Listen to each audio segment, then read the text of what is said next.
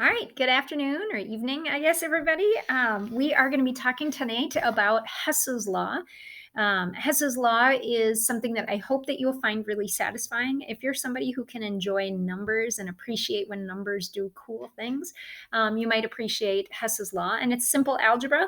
I think you'll find them satisfying and not too difficult. First of all, we got to start out with the spelling of Hess's Law. Hess is the last name of the scientist who proposed this idea. And the last name in your textbook is spelled Hess apostrophe S. Normally in English, you would not have that second apostrophe S, whatever. So have fun spelling the word Hess's Law. Okay, in scientific speak, what does the Hess's Law actually say? So Hess's Law says the delta H for a reaction. So remember that delta H means change in enthalpy. It's the part of our graph that shows the change from the reactants to the products. So how much energy changed? It's negative if it's an exothermic reaction and the products are lower. It's positive if it's an endothermic reaction and the products are higher in energy when you end. Regardless, I'm just reminding you. So the delta H, that little area for a reaction, is equal to, now brace yourselves, the sum of the delta H values of any reactions that, when combined, equal the overall reaction. Okay, Hess's Law translated. So even this translation is still going to leave birds chirping around your head for the moment. So just nod your heads for the moment. When we do the examples, it'll make more sense. So if we were going to say it in other words, reactions, very much like regular algebraic equations, can be combined into one large reaction. When this happens, adding the delta H values for the smaller equations equals the delta H of the larger reaction. Let's give an example. So here's our first example. We're going to go through 4 examples today. We have 2 equations here. Notice that it's an exothermic reaction and that the products are 75 kilojoules less than the reactants were. Here's another similar equation, and again, 82 kilojoules of energy have been released. When we combine the 2 reactions, let's just kind of mentally look at this. H2SO4 was a product, BaSO4 was a product. So these are both going to be products in our combined reaction. I see we have H2O as a reactant. I see we have barium oxide as a reactant, and I see that we have 2 sulfite molecules as a reactant. So when we add it all together, there's the barium oxide, there's the 2 sulfite ions or molecules, and there's the water, and then here are our 2 products. So we combine those 2 reactions to make one big reaction. Well, that's easy. There was nothing to that one. Then we take the delta H's, we add them up together, and the total reaction, if we did the combined reaction, it would release 157 kilojoules of energy. So what's the big deal? Well, combining equations just for the sake of combining equations, it's maybe enjoyable for some of us who are nerds and enjoy playing with numbers, but there's not really any point.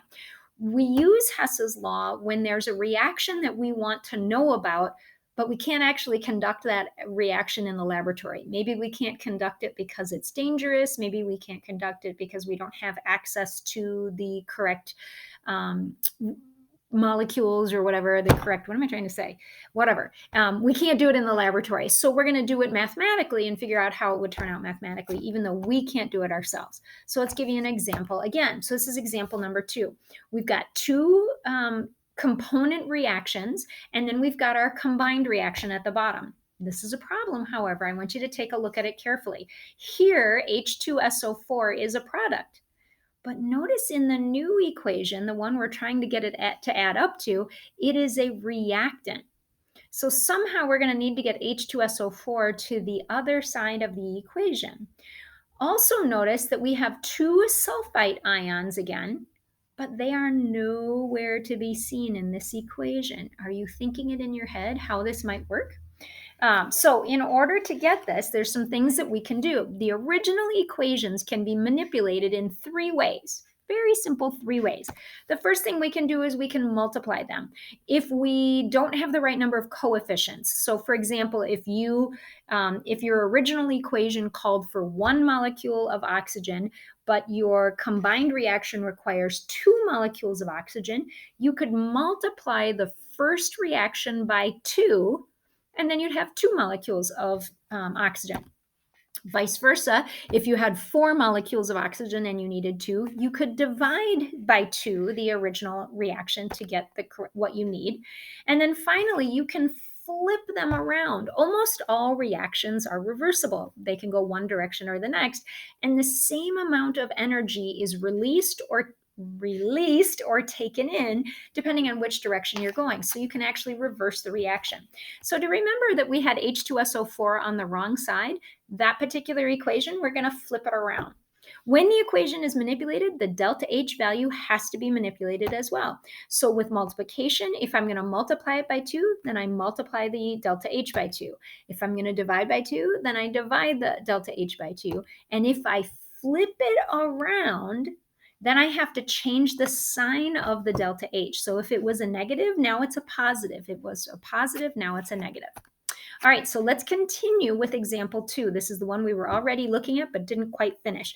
So we've put the equation that we're looking for up in the title. So we're trying to get the equation H2SO4 plus BaO yields BaSO4 plus H2O. H2SO4 is on the left, but in this equation, H2SO4 is on the right. So what are we going to need to do? To get to our target equation, we must flip the first equation around. So I'm going to turn it around.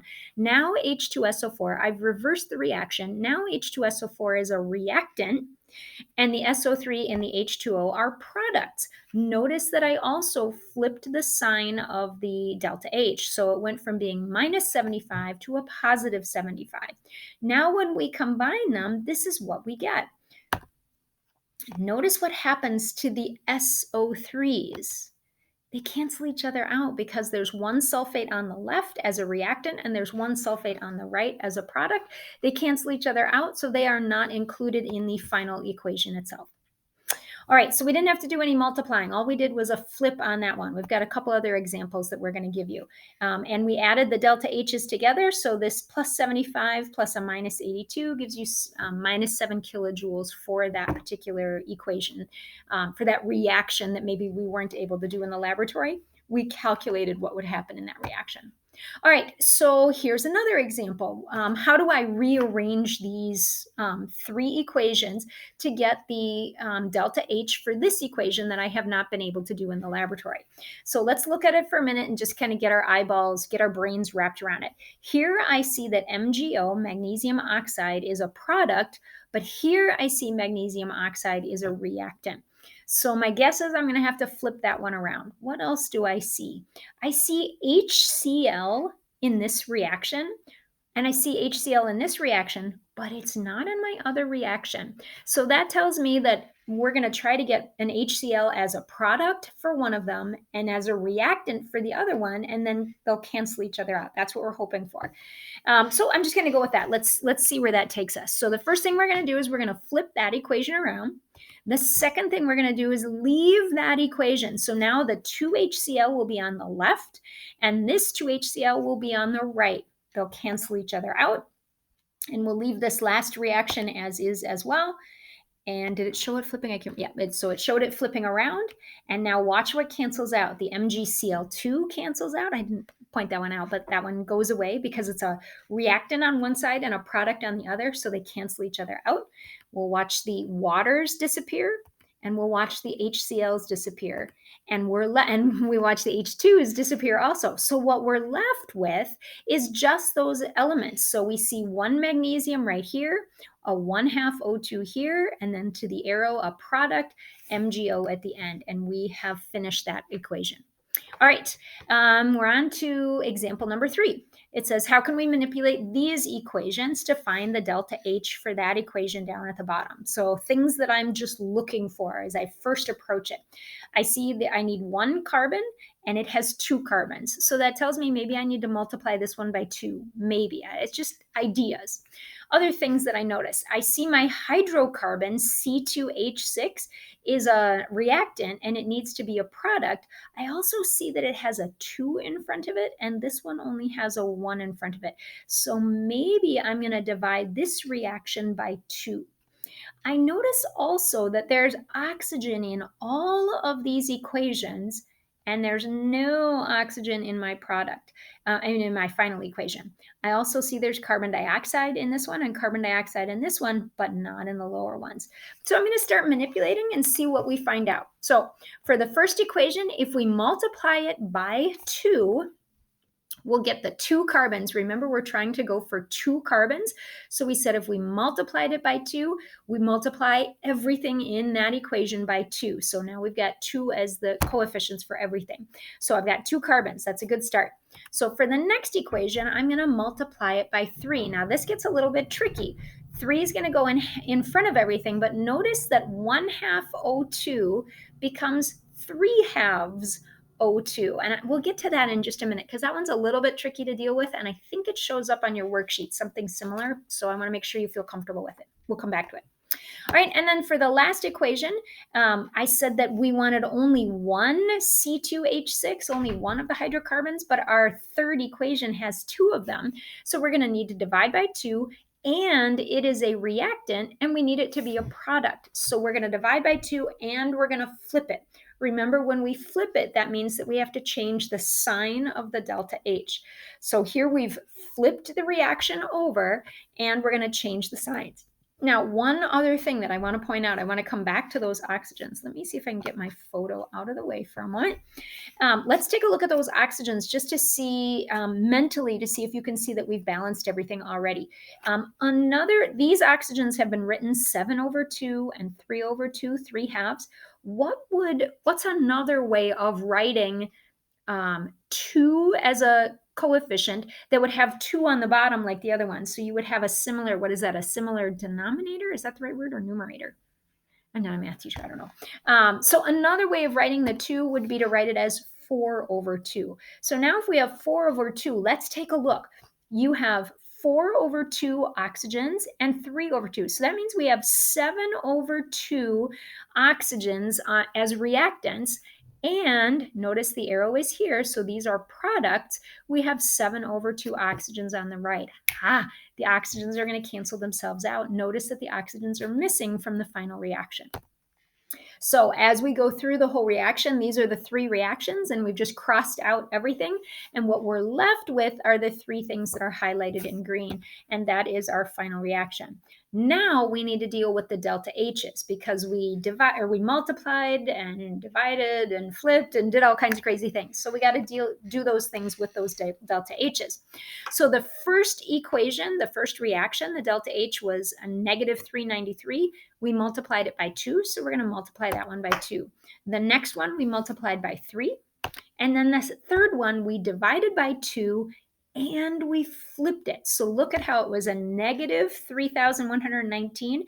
Now it's a positive 1,559. We divided by 2 and flipped it. When you add all of those together, you find out what that final reaction would be. It would be an slightly exothermic reaction at -84.6 kilojoules. Okay, we'll do one more example and then we're done. All right, last time, worded the same way. How can we manipulate these equations? So we've got 3 different equations, and we've got a final equation that we're looking for. We want the delta H for. So things, just wrapping my brain around it.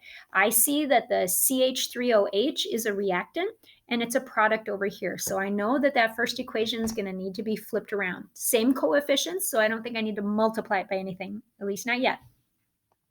I see there's a carbon here with a single coefficient, so same thing here. That's good. And I see a 1/2 O2 as a reactant and 1/2 O2 as a reactant. Oh, I see 2 H2s as reactants, and it's only 1 H2 here. What's going to happen? Look at, there's a 3/2 O2 here and a 1/2 O2 here. That makes 4. We got to figure this out. All right, so what do we need to do? So for the first equation, like we said, we're going to flip it around. That's all we need to do. For the second equation, we're just going to leave it alone. And for the third equation, we're actually going to multiply it by 2. When we multiply 1/2 O2 by 2, then we end up, oops, that's not what I want to do. There we go. I wish that would go away. When we multiply 1/2 O2, there we go, by 2, it sort of cancels itself out. So we get a coefficient of 1. So it's a 1 O2 now. So we've changed that quite a bit. So now when we pull it all together, we flipped the first equation, we left the second equation as is, and we multiplied the third equation. We multiplied it by 2. And so in the end, we ended up with an exothermic reaction, quite an exothermic reaction, minus 238.7 kilojoules. And that is it, I believe. Just a little homework practice. So your assignment is on Google Classroom. Let me know if you have questions, and hopefully the screencast worked correctly. All right.